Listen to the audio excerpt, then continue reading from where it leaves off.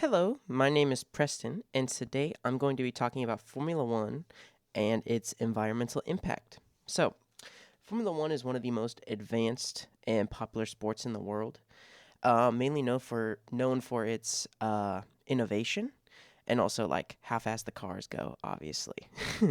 But behind all that, there's also a lot of questions about how it affects the environment. So even though Formula One has made progress in sustainability, I'm going to explain why its environmental impact is still being felt today. So yeah, let's just hop right into it.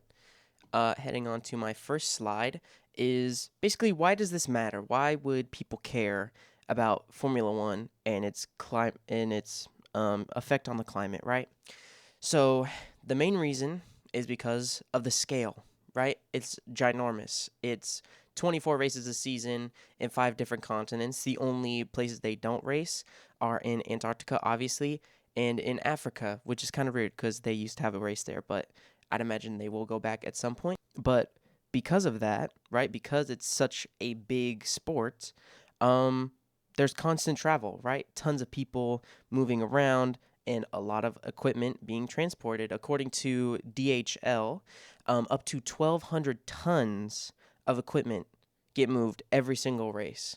And DHL is the partner of Formula One. So they are the kind of the global company that moves all this stuff. And obviously, 1,200 tons is a lot. And how do they move that equipment? By using planes, freight ships, trucks, all of that stuff is required. And that's how they have to move it. And obviously, all three of those things produce carbon emissions. And using all three of those things, it builds a pretty big carbon footprint. So let's get into the actual problems that we're going through, all right?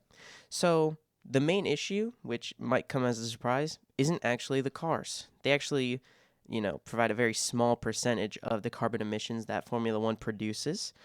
Um, you know, Tons of equipment, each race getting moved is the main thing, right? The travel and the freight dominance that happens. And travel is not just, teams and the equipment, it's also people, right? As you know, there are, millions of fans of Formula One around the world, and hundreds of thousands of people go to these races, every single time they occur.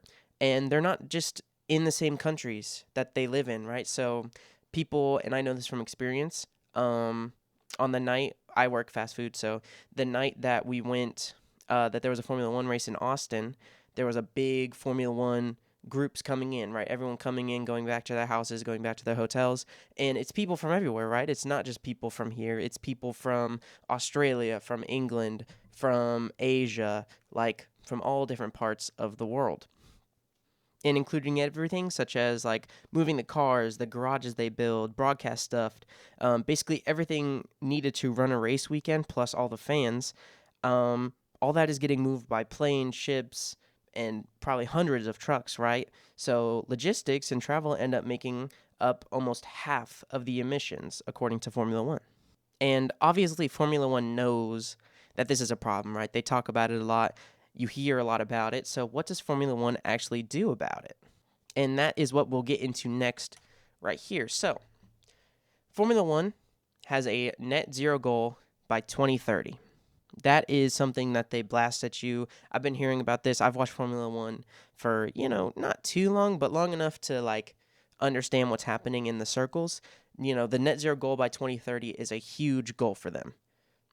And Formula One has actually showed signs of improvement, right? So they've reduced carbon emissions by about 26% since 2018. Now, this stat is probably a little wrong just because this stat comes from 2023, so it might be a little bit higher now. They also are using hybrid engines and working towards sustainable fuels. So this year in 2026, there was a big regulation change, and every team has to use sustainable fuels. Every team has to have hybrid engines in their cars. It's extremely important to them, and it helps carbon emissions. And with that goal being set at 2030, um, actually, according to Formula One and a couple other sources like BBC, they're already halfway to that goal. So, they're saying that they're on their way to that net zero already. But even with all that being said, the impact still hasn't really gone away, right? We head over to kind of why I think it's not enough, right? So there is excessive travel. That's something that's just a part of it as being a global championship sport. There's going to be travel everywhere, right? That's a part of the bottom point I also had of global travel remains necessary. It's extremely important to the sport. You can't just stay in one area because it is a global sport. But something that they could fix and something that I'm surprised they haven't is actually how inefficient the race calendar is. So, this is the 2026 calendar. Obviously, we've had some races go, and then these two races in Bahrain and Saudi Arabia were canceled, for politic reasons. But I'm including these just in case, like they would have raced here anyway. They would have raced here, right?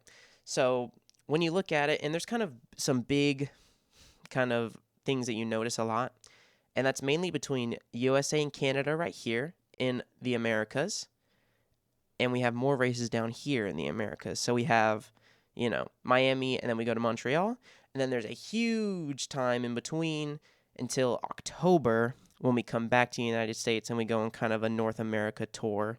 Not full North America, obviously. Brazil is South America. But we kind of go on that whole tour there, and they're kind of separated, right?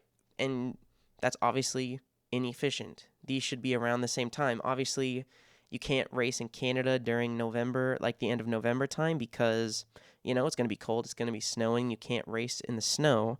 But obviously, there is inefficient here. Same thing with this right here.